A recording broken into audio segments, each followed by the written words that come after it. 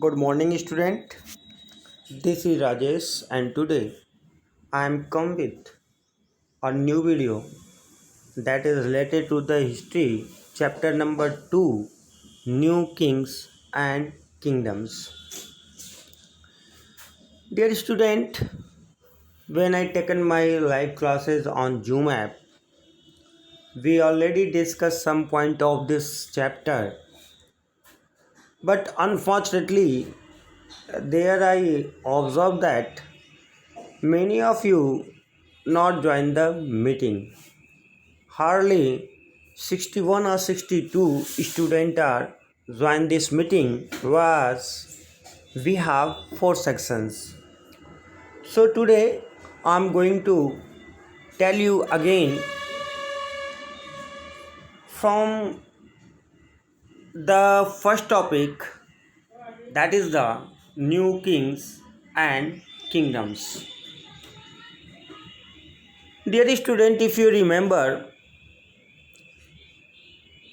when we read chapter number 1, there I told you that we read the history in class 7th from 700 BC to 750 CE. Near about this period is 1100 years ago. 1100 years. That is why your first chapter name is Tracing the Changes Through 1100 Years Ago. When I given your first video, broadly I divide, you have that video. If you want once again, you watch it and try to understand. There I divide the history, all part of the history. I mean ancient history, medieval history and modern history. And those videos, actually 2 or 3 video I made on that topic. So those video if you observe, I already told you that in class 6 we already studies ancient history. In class 7th we are going to read the medieval history, and the next class 8, when you enter the class 8, there you find we discuss about modern history. So our history field is from 700 BC, that is the period of medieval history. So आपको ये जानना है कि आपको 700 BC से और 7050 BC में होने वाले इंसिडेंट या वो आप जो भी कह सकते हो कि उनके चेंजेस के बारे में पढ़ेंगे. That is why your first chapter name is tracing the changes through 1100 years. So today is the, अब हम चेंज देखेंगे कि how new king and kingdom form, कैसे कैसे नए राजा और नए साम्राज्य उपस्थित होते हैं. लाइव क्लासेस में मैंने राष्ट्रकूटा, चालुक्य और प्रतिहारा के बारे में आपको बताया था. फिर डिस्कस करेंगे, आप फिर बता देंगे आपको. किसी बच्चे ने कहा कि सर इसको रिपीट कीजिएगा वीडियो में. That is why I am making the same video once again. Maybe this video become long, but that is the secondary thing. First thing is that the meaningful thing that you need to understand all the topic well as possible. I try to do my best. So dear student, from 700, here you look on the screen, many new dynasty emerged after the 7 centuries. Map 1, that is a subcontinent, map of the sub continent. आज India के map की तरह नहीं है. उस वक्त India का area और भी क्या था, बड़ा था. तो आज अपनी इंडिया के मैप से देखो, ये नॉर्थ देखोगे कहाँ तक है, लंबे तक है, जहाँ पे कोई कॉन्सेप्ट नहीं है पाकिस्तान का, कोई कॉन्सेप्ट नहीं है बांग्लादेश का. तो ये सभी सब कॉन्टिनेंट कहे जाते हैं यहाँ पे. So map 1 show the major ruling dynasty in different part of the subcontinent between the 7th and 12th centuries. ये 7वीं शताब्दी से लेकर और 12वीं शताब्दी तक, जिसमें हम कल्हड़ की भी बात करेंगे 12वीं शताब्दी में, है ना, जो राज तरंगिणी रचना करते हैं और कश्मीर के बारे में बताते हैं। खैर वो बात की बात है। आप इस मैप को देखो कि ये मैप बताया हुआ कि कहाँ पे कैसे कैसे नए राजाओं का, नए रूलर्स का एम्पायर बनता है। आप देख रहे हो कि नॉर्थ में जाओ Kashmir, okay, area of Multan, ये जो आप पाकिस्तान का हिस्सा देखते हो, एरिया ऑफ मंसूरा, है ना, इंद्रप्रस्थ हो गया जो दिल्ली का पार्ट है ना, चाहमाना, ये चाहमान भी जो बाद में कहलाए चौहान, पृथ्वीराज चौहान तृतीय, जो देखे ना 1191 में पृथ्वी मोहम्मद गौरी को डिफीट करते हैं और फिर नेक्स्ट ईयर वो स्वयं डिफीट हो जाते हैं और मारे जाते हैं। फिर कन्नौज, ये कन्नौज बड़ा इंपॉर्टेंट चीज़ है। ये आपका एक फर्टिलाइज लैंड है। ये गंगा डेल्टा यहाँ से गुजरता है, गंगा वैलीज से, तो फर्टाइल बनाती है। साथ ही साथ क्या कहते हैं, कोई इम्पोर्ट भी होता था उस वक्त जो है, जो आवागमन होती थी वो मैक्सिमम किससे होती थी कि बाई वाटरवे। तो वाटरवे यहाँ पे टैक्सेस कलेक्ट किए जाते थे। तो जब हम पढ़ेंगे ट्रिपाटाइल स्ट्रगल, त्रिपक्षीय संघर्ष, जो कि 3 प्रमुख राजवंशों के बीच में होता है, वो बात करेंगे अभी सामंत के बारे में कि कौन कौन है। तो आपके चालुक्य हैं, गुर्जरा हैं और गुर्जर प्रतिहार, चालुक्य और आप राष्ट्रकूटा। इसको चूँकि ये 3 पीरियड होता है, ये सभी हिस्टोरियंस ने इसको ट्रिपाटाइल स्ट्रगल किया है। ये सभी के सभी चाहते हैं कन्नौज पे अपना कंट्रोल करना, और इसके कंट्रोल के लिए समय समय पे अलग अलग राष्ट्रकूटों का भी कंट्रोल होता है, प्रतिहारों का भी कंट्रोल होता है, चालुक्यों का भी कंट्रोल होता है। तो ये 100 मोर देन सैकड़ों साल ये स्ट्रगल चलता है। सो कन्नौज है, आप देख रहे हो गुर्जर प्रतिहारा, ओके, चालुक्य भी, चंदेल्स भी देख रहे हो, परमार्श भी देख रहे हो, ये सभी क्षत्रिय हैं, राजपूत रूलर्स हैं। आप ईस्ट में आते हो, देखो पालाज हैं, है ना। आप ऊपर चले जाओ, ये उत्कला है, गंगा है, कलिंगा है। आप उड़ीसा के साइड में जाओ, वही उड़ीसा को ही कलिंगा कहते हैं। साउथ में आ जाओ, चोला हैं, पांड्या हैं, जो डेक्कन पार्ट है हमारा, ओके। राष्ट्रकूटा देखो ना, राष्ट्रकूटा है, चोलाज है, चेराज हैं, पांड्याज हैं, ये साउथ इंडिया के पार्ट हो गए। तो ये पार्ट आपको दिखा रहा है कि ये सभी जो इमर्ज हुए हैं ये after 7 centuries to 12 century, 7 century से 12 सेंचुरी के बीच में आया है। अब ये होता क्या है कि न्यू किंग और किंगडम क्या है, उसके पहले हम नेक्स्ट पॉइंट पे आते हैं, द इमर्जेंस ऑफ न्यू डायनेसिटीज़। ये न्यू डायनेसिटीज़ कौन है, कैसे कैसे इनका इमर्जेंस होता है, उदय होता है। सो by the 7th century there was a big landlord of warriors chief in the different region of the subcontinent, जो मैंने आपको लाइव क्लास में भी बताया था।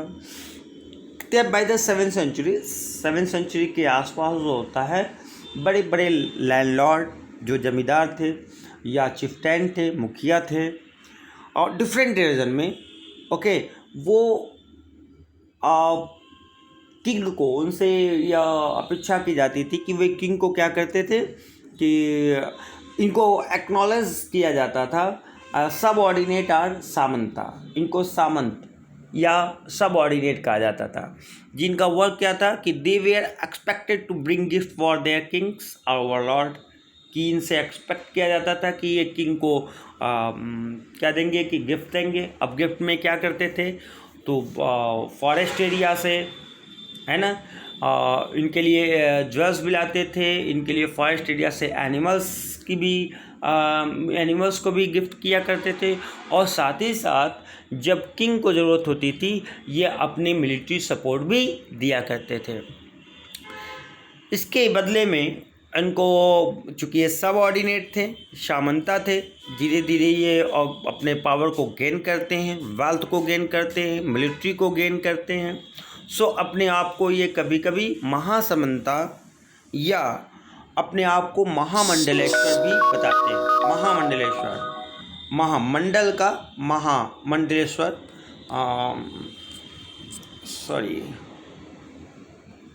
ये महामंडलेश्वर कभी कभी कहलाते हैं। The great lord of circular region, किसी रीजन के मंडल का यह great lord, and so on.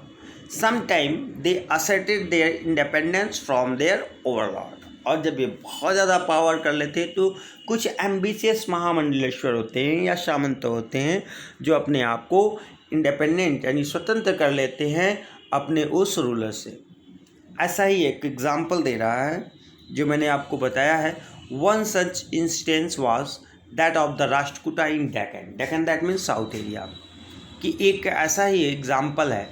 Deccan कौन थे? तो सब ordinate of the Chalukya of Karnataka. Karnataka के सब ऑर्डिनेट थे, सामंत थे। कौन? राष्ट्रकूटा। ओके, सो होता क्या है, एक देख लोगे कि in the mid 8th century, 8th century के मध्य में, अब 8th सेंचुरी के मध्य में का सेंस हो गया 750 के बाद आप ले सकते हो, 750 ईयर्स BC। दंतिदुर्गा एक क्षत्रिय, एक राष्ट्रकूटा चीफ, ये राष्ट्रकूट का चीफ था। ओवरथ्रू ही Chalukya overlord and perform a ritual called Hiranyagarbha. अब हिरण्यगर्भा क्या है? इसको कहा जाता है गोल्डन वॉर्म, सोने का गर्भ। एक्चुअली उस समय में रूलर वही होता था जो वैरियर हो, जो राजपूत हो, जो क्षत्रिय हो, but Rashtrakuta was not a Kshatriya. तो दंतिदुर्ग क्या करता है कि with the help of Brahmans वह एक रिचुअल परफॉर्म करता है जिसको हिरण्यगर्भा कहते हैं। हिरण्यगर्भ ये बाय बर्थ क्षत्रिय न होकर भी इस रिचुअल परफॉर्म करने के बाद उसको कंसीडर किया जाता है क्षत्रिय और वह रूल करने लगता है। ओके, सो ये कहता है with the help of Brahmans it was bought to led to the rebirth of the sacrificer as a क्षत्रिय। और जब ये रिचुअल परफॉर्म कर लेता है तो कहा जाता है उसका पुनर्जन्म हो जाता है, रीबर्थ हो जाता है, सेक्रीफाइसर आज अ क्षत्रिय, और क्षत्रिय के रूप में उसका रीबर्थ होता है। Even he was not one by birth, जबकि वो क्षत्रिय बाय बर्थ नहीं है। ऐसे ही दूसरा एग्जाम्पल देखेंगे जब हम देखेंगे in other cases men from enterprising families. So enterprising families हैं जैसे ब्राह्मण्स वगैरह जो औद्योगिक उद्यमी लोग हैं, use their military skill to carve out kingdom. For instance, the Kadamba Mayur Varman and the Gurjar Pratihara Harishchandra. Harishchandra ने ही कहा था, किसका? प्रतिहारा डायनेसिटी, प्रतिहारा की स्थापना हरिश्चंद्र ने ही किया था, जो आपको मैंने बताया भी था। Were Brahmans who give up their traditional, जो कि वो ब्राह्मण्स थे लेकिन अपने वो ट्रेडिशनल वर्क कौन सा था? जो उनकी पारंपरिक, जिन्हें शिक्षा ग्रहण करना था, शिक्षा देना था, अब वो अपनी ट्रेडिशनल वर्क को छोड़ करके और क्षत्रियों के वर्क को प्रैक्टिस में लाते हैं, अस्त्र शस्त्रों की शिक्षा लेते हैं, आर्म्स ट्रेनिंग लेते हैं और वे अपने आप को क्षत्रिय बनाते हैं। यानी ब्राह्मण्स की कोई रिचुअल को परफॉर्म न करते हुए वो क्षत्रिय परफॉर्म करते हैं। क्षत्रिय की जो प्रैक्टिसेस हैं, who gave up their traditional profession took to arms training लेते हैं, successfully establishing kingdom in Karnataka and Rajasthan respectively. और कर्नाटका और राजस्थान, कर्नाटका में कौन है? तो कर्नाटका में आपके प्रतिहारा जो है हरिश्चंद्र, वह जो है प्रतिहारा किंगडम्स को, एम्पायर को इस्टेब्लिश करते हैं। यहाँ पे थोड़ा सा हम देख लें कि ये राजपूत, जो क्षत्रिय हम बात कर रहे हैं कि हिस्टोरियन ने क्षत्रिय किसे माना है, ये क्या क्षत्रिय होते हैं? तो actually Rajput word come from the Rajputra, Rajput that come from the Rajputra, Rajput that mean the son of king. Okay, sometime जो टेल्स है, स्टोरीज हैं, टेल हैं, वो बताया जाता है कि who are Rajput. So some call themselves Suryavanshi, कुछ इन्हें क्या कहते हैं? सूर्यवंशी कहते हैं। Suryavanshi descendant of the sun god, जो कि भगवान सूर्य के डिसेंडेंट उत्तराधिकारी हैं. So someone say that Rajput is descendant of Suryavanshi. Someone told them or correlate them with the Chandravanshi. कुछ इन्हें चंद्रवंशी कहते हैं. Descendant of the moon God, जो मून गॉड भगवान चंद्रमा के ये उत्तराधिकारी हैं. सम वर कॉल्ड अग्निकुलास, कुछ इन्हें अग्निकुलास भी कहते हैं. ओके, एक्चुअली अग्निकुलास जो हैं एक स्टोरी हम जो ओरिजिन ऑफ द अग्निकुला राजपूत के बारे में है. ये स्टोरी है, ये हिस्टोरिकल फैक्ट नहीं है, कहीं इसके एविडेंस नहीं है, स्टोरी के रूप में लिखित है ना. आप बहुत सारे प्रोग्राम्स टीवी पे देखते हो, रिलीजियस प्रोग्राम भी देखते हो, उसमें देखते हो भगवान परशुराम को भी देखते हो, है ना. चाहे वो रामायण के सीरियल में देखो या अन्य किसी महाभारत में ही देखो. तो परशुराम कहा जाता है कि वॉरियर संत थे, महान योद्धा और संत थे. वो got very angry and destroy all Kshatriyas. वो एक बार क्षत्रियों से बहुत नाराज हो जाते हैं और डिस्ट्रॉय कर देते हैं, इनको नष्ट कर देते हैं. एज रिजल्ट क्या होता है, there were no warriors left, कोई वॉरियर्स नहीं बचता है. Therefore all the Brahman got together and decide to do something about it.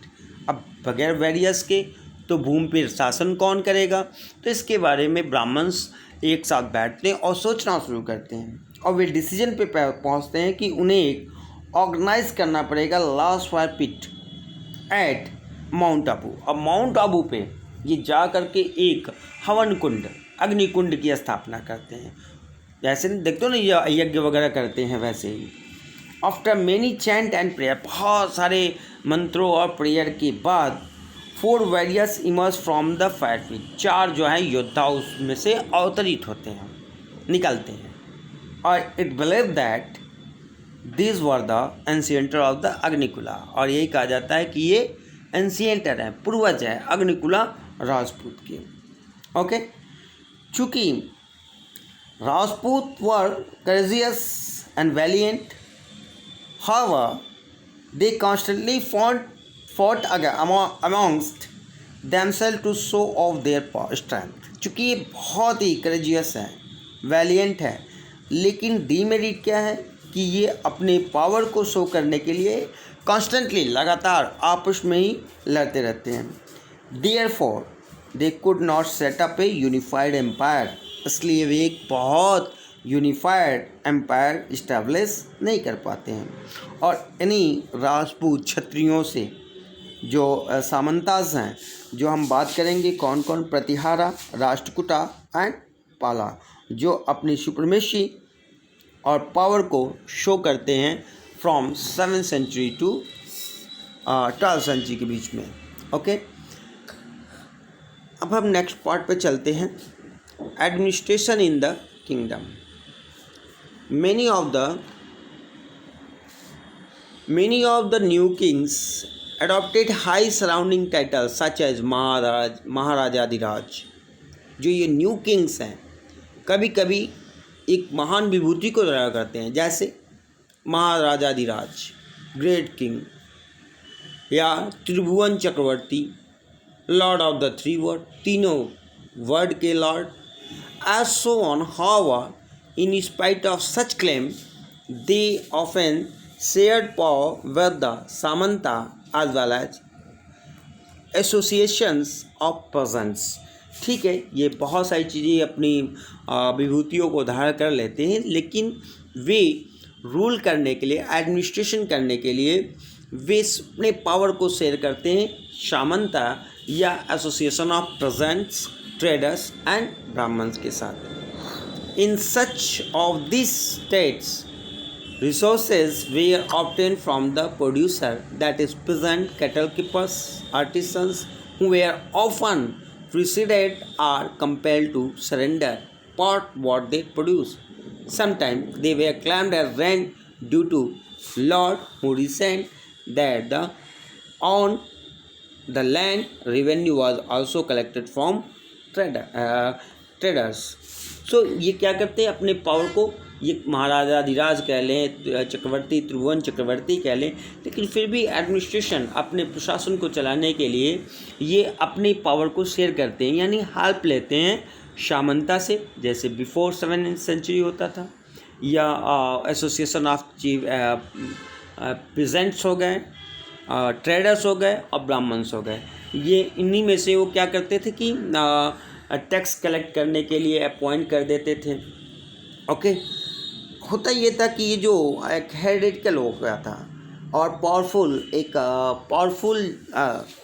या इम्पोर्टेंट लोगों को ही ये दिया जाता था। 400 टैक्सेस के बारे में जिक्र है जो आप अपने में पढ़ेंगे। ये नेक्स्ट पार्ट को हम नेक्स्ट वीडियो में शेयर करेंगे। Okay, till then have a nice day, thank you.